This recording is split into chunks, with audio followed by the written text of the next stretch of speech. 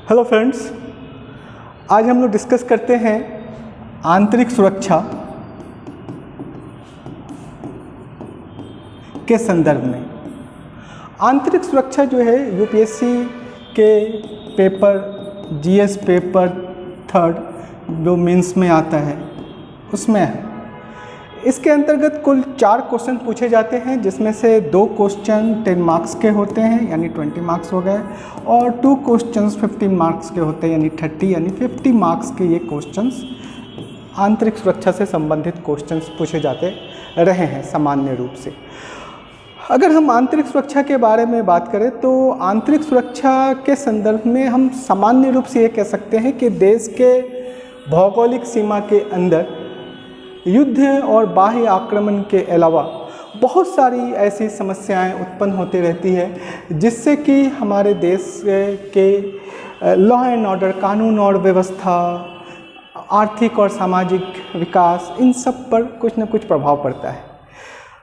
कोई भी देश किसी भी प्रकार की अन्य समस्याओं में थोड़ी विलंब कर सकता है, लेकिन आंतरिक सुरक्षा जैसी समस्याओं को वो कभी भी इग्नोर नहीं करता, क्योंकि आंतरिक सुरक्षा, इंटरनल सिक्योरिटी का संबंध न केवल देश के लॉ एंड ऑर्डर, आर्थिक और सामाजिक विकास के साथ है, बल्कि इसका सीधा संबंध वैश्विक स्तर पर एक मानक के रूप में भी देखा जाता है। अगर हम किसी देश में यह देखते हैं कि उसकी आंतरिक सुरक्षा, इंटरनल सिक्योरिटी बहुत टाइट है, बहुत सक्सेसफुल है, तो आप देखिएगा कि उस देश के अंदर निश्चित तौर से उसका आर्थिक विकास, उसका शैक्षणिक विकास, उसका सामाजिक विकास तथा अन्य समग्र विकास जो है उसकी गति बहुत तेज होगी। इसके विपरीत अगर आप उन कंट्रीज़ को देखेंगे कि जहाँ पर कि इंटरनल सिक्योरिटी को लेकर के हमेशा थ्रेट रहते हैं, तो उनके समस्त प्रकार के विकास की गति या तो मंद हो जाती है, वो नेगेटिव में चली जाती है। अगर आंतरिक सुरक्षा किसी देश में बहुत अच्छा है तो आप देखेंगे कि वैश्विक स्तर से वहाँ पर कई प्रकार के चीज़ें डेवलप होती है, पर्यटन बहुत बड़े संख्या में बढ़ावा आता है। इसी तरह से अंतर्राष्ट्रीय संस्थाएं, उद्योग जगत वैसे देश में जाकर के अपने उद्योग और आर्थिक गतिविधियों को आगे बढ़ाने का काम करते हैं, शैक्षणिक रूप से उसका विकास होता है। तो ये समस्त चीज़ें हैं जो इंटरनल सिक्योरिटी के साथ जुड़ा होता है। इसीलिए आप देखेंगे कि लोक सेवकों की भी एक बहुत बड़ी भूमिका होती है कि वो अपने अपने क्षेत्र में इंटरनल सिक्योरिटी यानी कि जो आंतरिक सुरक्षा है, सुरक्षा से संबंधित कार्य है, उसको बहुत गंभीरता से संपन्न करते हैं। उसको इस प्रकार के समस्त प्रकार की चुनौतियों को वो समाधान करने की कोशिश निरंतर करते रहते हैं।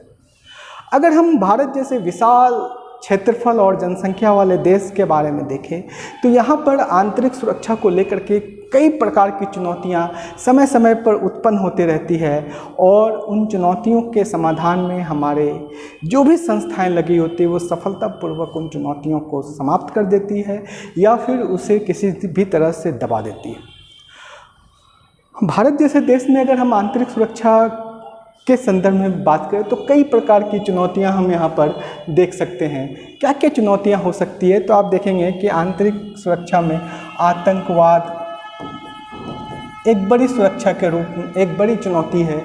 इसी प्रकार से नक्सलवाद एक चुनौती है, एंड इसके साथ साथ जो है सांप्रदायिक दंगे होते हैं, जम्मू एंड कश्मीर जैसी समस्याएं हैं, नॉर्थ ईस्ट में जो अलगाववादी समस्याएं हैं उनका एक बड़ा एक प्रभाव रहता है।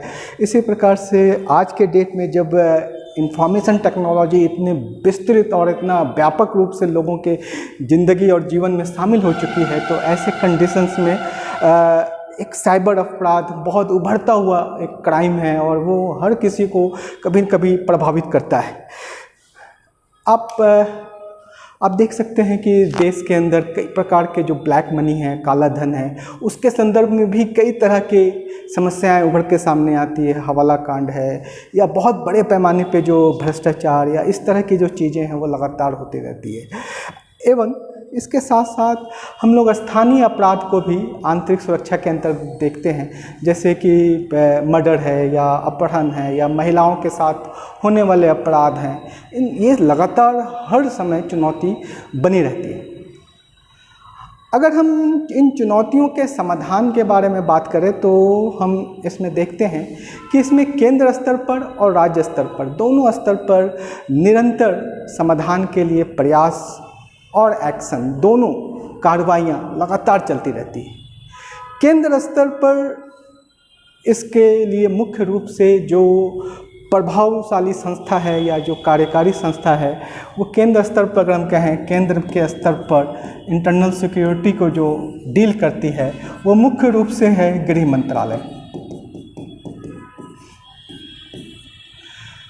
गृह मंत्रालय इंटरनल सिक्योरिटी के संदर्भ में वो क्या क्या काम करती है, तो उसके मूल रूप से अगर हम देखें तो दो तरह का काम होता है कि एक किस प्रकार से हम कार्रवाइयों को संपन्न करेंगे और किस प्रकार से ऐसे कोई कार्रवाई ना हो, इसके लिए लगातार इनपुट या इंफॉर्मेशन को प्राप्त करते रहना है। अगर हम गृह मंत्रालय की कार्रवाइयों पर बात करें तो मुख्य रूप से हमारे पास गृह मंत्रालय के पास 7 प्रकार की संस्थाएं होती है। CPF हम जिसको कहते हैं, सेंट्रल फोर्स, है ना। उसमें क्या क्या चीज़ें होती हैं, उसमें BSF है, उसमें CRPF है, उसमें CISF है, उसमें ITBP है, उसमें असम राइफल आते हैं, उसमें SSB आते हैं एंड उसमें NSG।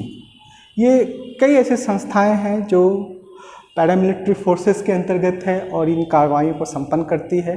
किसी भी तरह से कोई गड़बड़ी ना हो और अगर गड़बड़ी हो रहा हो तो उसको किस प्रकार से रोका जाए।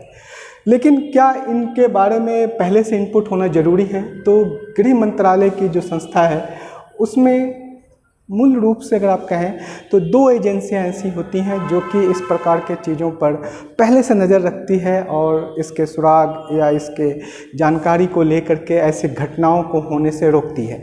इसमें से एक है IB, बहुत पुराना संस्था है, इंटेलिजेंस ब्यूरो 1887 से बना हुआ है और लगातार काम कर रहा है।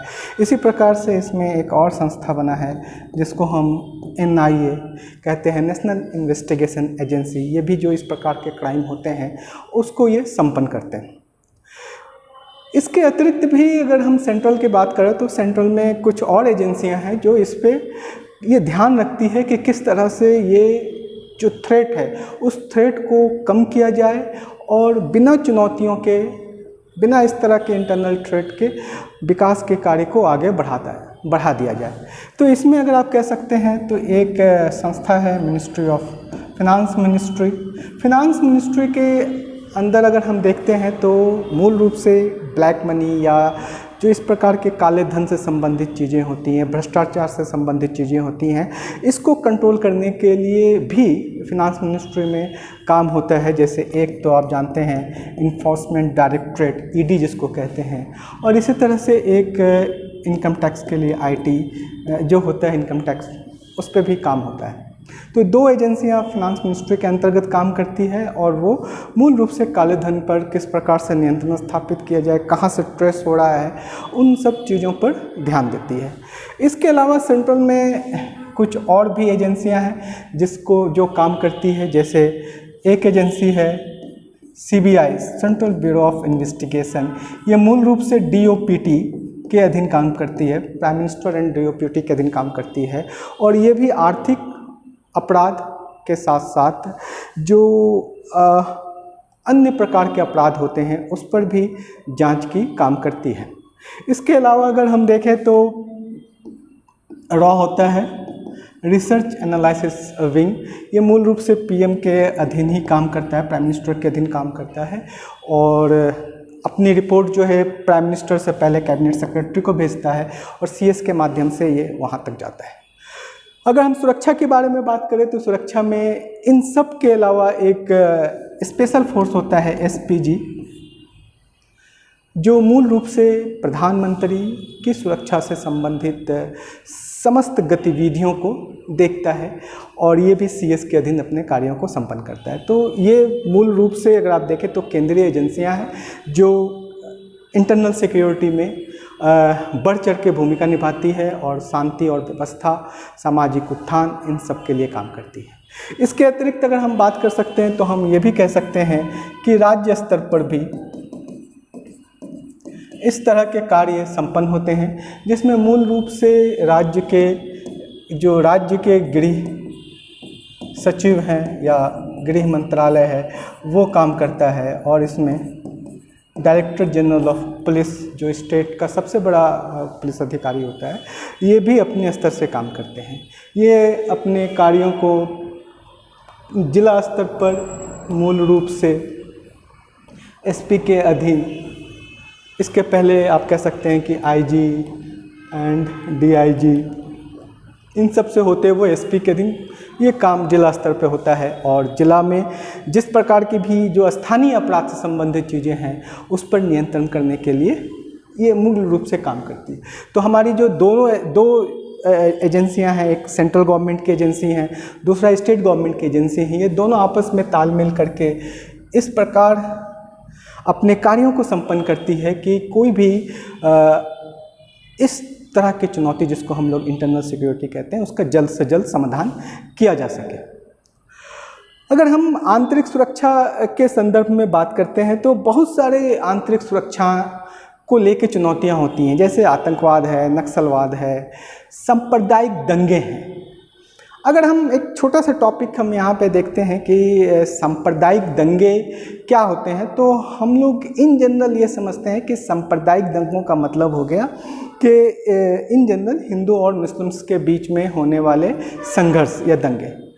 पर जब आप प्रशासन में जाएंगे तो आप प्रशासन में इस एंगल से नहीं देखते हैं कि ये हिंदू और मुस्लिम के बीच का दंगा है, बल्कि हम लोग इसको अगर इंग्लिश में डिफ़ाइन करें तो बहुत सरलता से हम उसे डिफ़ाइन कर सकते हैं। सांप्रदायिक दंगे को इंग्लिश में हम कहते हैं कम्युनल वायलेंस, और कम्युनल वायलेंस जो है वो दो कम्युनिटी के बीच होती है, दो अलग अलग कम्युनिटी होती है, उस कम्युनिटी के बीच जो वायलेंस होता है उसको हम लोग कम्युनल वायलेंस के रूप में देखते हैं। अगर हम कम्युनिटी की बात करते हैं तो हर कम्युनिटी एक कॉमन काउज को लेके बनती है। अब वह कॉमन काउज क्या हो सकता है? वो कॉमन काउज धर्म भी हो सकता है, वो कॉमन काउज राजनीतिक विचारधारा भी हो सकती है, वो कॉमन काउज जो है वो खेल से संदर्भ में भी हो सकता है। और जब दो अलग अलग कॉमन काउज के लिए बने कम्युनिटी के बीच अगर संघर्ष होती है तो उसे हम कम्युनल वायलेंस के रूप में देखते हैं। उदाहरण स्वरूप अगर हम ये भी देख सकते हैं कि कई बार ऐसा भी होता है कि अपर कास्ट या लोअर कास्ट के बीच में एक कॉन्फ्लिक्ट होता है रिजर्वेशन को लेकर के, 90s के डिकेड में भी हुआ, तो उनके बीच एक संघर्ष हुआ। इसी तरह से आप देखते होंगे कि दो अलग अलग राजनीतिक दलों के बीच में भी, जिनकी एक विचारधारा और दूसरे अलग विचारधारा के बीच में क्लैश हो जाती है, तो ये भी एक कम्युनल वायलेंस का रूप लेता है। अगर हम इसे और भी सरलता से समझने की कोशिश करें तो हम ये कह सकते हैं कि मान लीजिए कि एक फील्ड है और इस फील्ड में क्या हुआ कि एक क्रिकेट वाला ग्रुप पहुंचा, क्रिकेट खेलने के लिए पहुंचा, और एक जो है फुटबॉल खेलने के लिए पहुंच गया। दो ग्रुप यहाँ पे पहुंच गए और एट द सेम टाइम यहाँ पर जाके खेलना चाह रहे हैं। देखिए, दो अलग अलग ग्रुप बना है, उनके अलग अलग कॉमन काउज है, उनके जब कॉन्फ्लिक्ट आपस में टकराते हैं तो हो सकता है कि यहाँ पर भी मारपीट या दंगा जैसी स्थिति उत्पन्न हो जाए। तो जब प्रशासन इन दंगों को या इस प्रकार के कम्युनल वायलेंस को सॉल्व करने के लिए जाता है तो सबसे पहले वो ये देखता है कि दो कम्युनिटी किस पर्पस से बनी है और उसके कॉन्फ्लिक्ट ऑफ इंटरेस्ट जो टकरा रहे हैं वो क्या है।